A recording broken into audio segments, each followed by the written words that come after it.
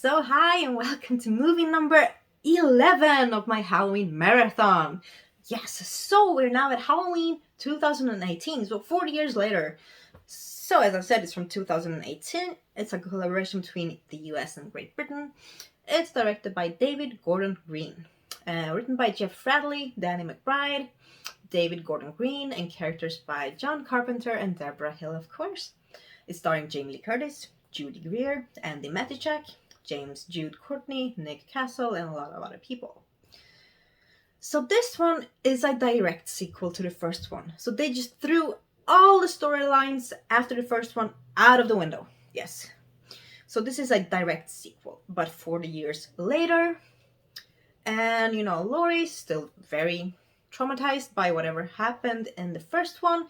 She's living alone. She has locked herself in a big house. She has like booby traps, and she has a daughter which she lost custody of when I think her daughter was 12, because she was forcing this kind of tough lifestyle upon her. She wanted her to be able to protect herself against Michael Myers, but everyone's tired of hearing about Michael Myers. They're like, it's been 40 years, please, Laurie.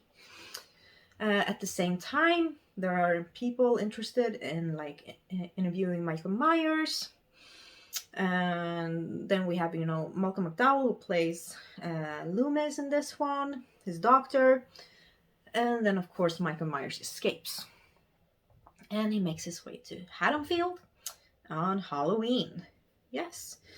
And I was very excited about this one when I first saw it at the cinema. And I have to say that the best part of this is the relationship between Jamie Lee Curtis and her granddaughter, Andy Matichak. I think they are such an amazing team. In this one, I felt that Judy Greer was very misplaced as the daughter of Jamie Lee and the mother of the granddaughter. I just felt her very misplaced. Yes. And of course, this movie is very brutal. A lot of kills, a lot of good creative kills are happening, and a lot of good cinematography, good angles, and I was interested in most of the characters, but as I said, Judy Greer's character just felt very misplaced. I don't know. I wasn't interested in her at all in this movie. And her husband has probably the best line in the entire franchise. He's like, "Oh, I got peanut butter on my penis." Yeah. Yeah, that was a line. And I just laugh. I'm laughing every time I hear it. Yeah. And I also really like the Michael Myers character in this one. Like his posture, his stature, just it's so good. Still very intimidating. Yes, and wielding that knife and just being ruthless. Yeah.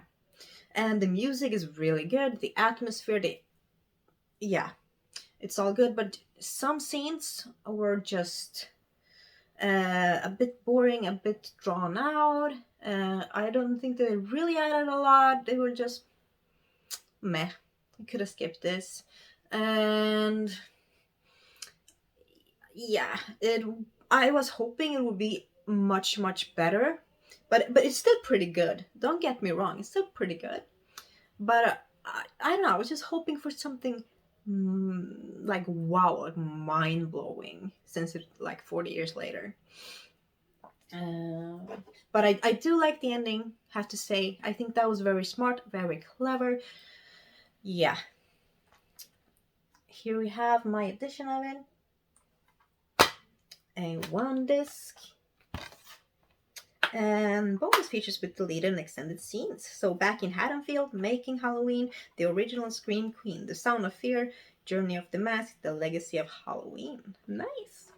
I am giving this one a 7 out of 10. I wanted to get an 8, but I just can't yet. So a 7 out of 10. And please let me know your own thoughts about Halloween 40 years later in the comments. So thank you so much for watching. Please give this video a big like and also subscribe. So thank you so much. Hope you're having an amazing Halloween, and I'll see you for my final review of Halloween Kills in a few minutes. Bye!